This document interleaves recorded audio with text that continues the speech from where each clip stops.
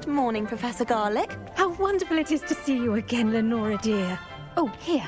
You'll need these for today's class. A little treat for your auntie. Ah, hello. Class, please welcome the newest rose in our garden. We do look forward to growing together. How thrilling it is to have everyone back together again. This year will be filled with enchantment and excitement, but the most important thing cultivated in herbology is knowledge. The prudent herbologist is no more afraid of the venomous tentacular than the bouncing bulb. Now then, today we will be acquainting ourselves with the mellifluous tuber known as the mandrake root. Accio. Let's see if we can't make our fibrous friends a bit more comfortable, shall we? First, let's protect our ears.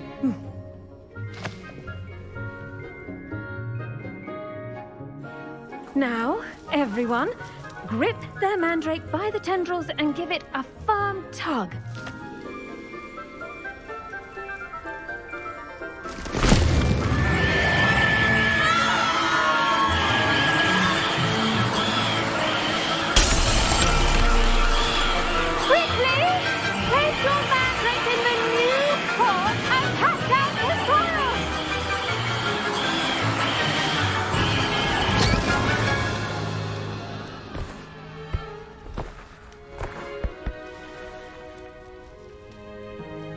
The soil should envelop the root like a warm, dirty blanket, putting the mandrake right at ease. Reparo! I'm very sorry about that. Yours was a bit mature, I'm afraid. All right then, off you go. Splendid work, everyone. Now, for our next task, we'll be planting dittany at our potting tables. You can all get started. I need to have a brief word with our new student. The best time to plant a seed is last season. The second best time is now. I should think Professor Garlick would be more careful with her mandrakes. I wonder if hippogriffs like knotgrass. Yes, Professor. Firstly, well done with your mandrake. They can be rather difficult to get a grasp of. I'll say. Nearly went deaf. Well, yes. Of course, the cry of a mature mandragora can be fatal, so remember to keep those ears protected. Now, as I mentioned, next we'll be planting dittany. Let us find you some seeds. I already have some, Professor. Picked them up in Hogsmeade. You visited the Magic Neep. Wonderful. A prepared student is bound to bloom. I've arranged for you to have your own potting table here in the classroom. Wasn't easy to spare one on such late notice. Plant the seeds there now, and you can return to harvest them later. Even with soil, sunlight, and a bit of magic, they will take time to grow. Let's see how to balance my star thistle arrangement. Niffler's fancy. Dittany's restorative properties make it a vital ingredient in the Wiggenweld potion, as you all should know from Professor Sharp's class.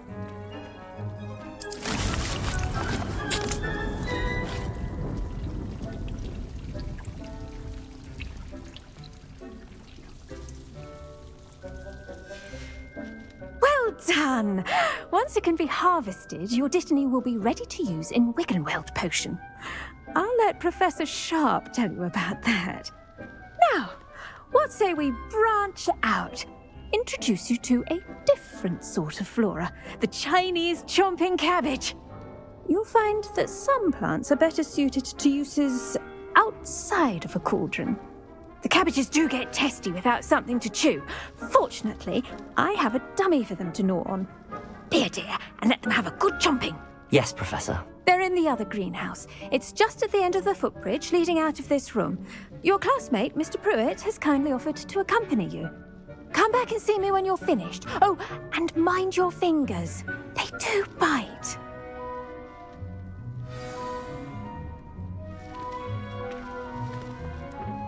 Hello. Saw you on your way to Hogsmeade the other day. Nice to meet you. I'm Leander. I'll be showing you the Chinese chomping cabbages. Up these stairs will take us there, but your lead. Nice work in Defense Against the Dark Arts, by the way. Excuse me? Your duel with Sebastian! And he's good. Thinks he's really good. But you outright slaughtered him. It was brilliant. Oh. Well, Here we are. Home of the Chinese chomping cabbage.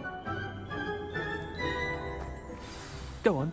Grab a few of those cabbages. Just mind your fingers. I almost lost a thumb once. Don't worry. Nurse Blaney put it back on.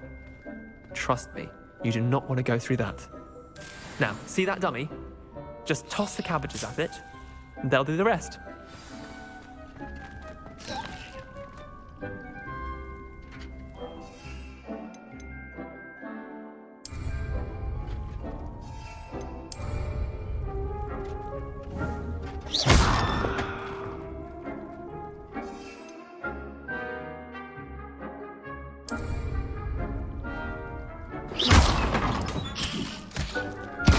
Look at that! They'll chomp on anything they can get their mouths on. Mum planted some in her garden last year to keep the gnomes out. Did save her the de-gnoming, but they left her honking daffodils in tatters. Vicious little bastards, aren't they? My kind of plants. Not like stupid booba tubers and bouncing bulbs. The kind of plants that have your back in a fight. Not saying you can't go it alone, but, well, imagine that wasn't a dummy.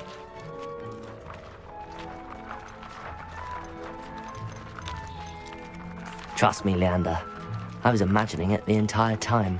You were? I mean, of course, you're, not someone to be trifled with.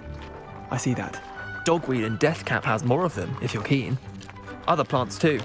Ones your parents wouldn't plant in the garden. You get the idea. Anyway, we probably ought to head back to class. Take your time. I'll see you back in class.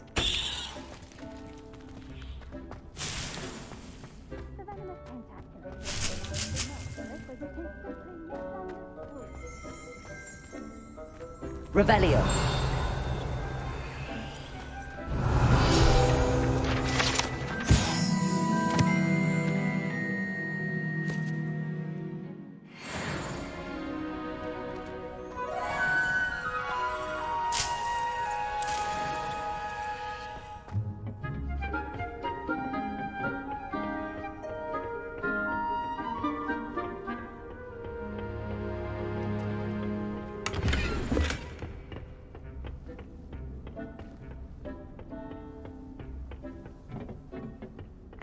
Helpful reminder as to why we should always wear our dragon hide gloves, I shall end our lesson here. Terribly sorry, Mr. Clopton. I tended to the Chinese chomping cabbages, Professor. Remarkable plants, aren't they? I hope they weren't too much trouble. Oh, don't see any bite marks or missing digits.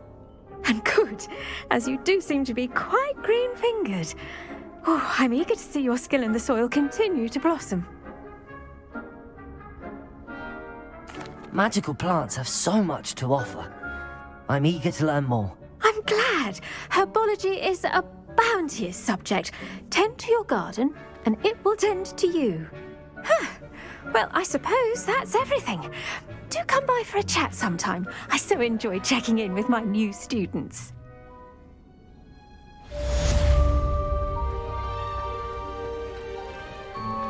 Those mandrakes are really relishing their new pots. Only cost me my damned hearing.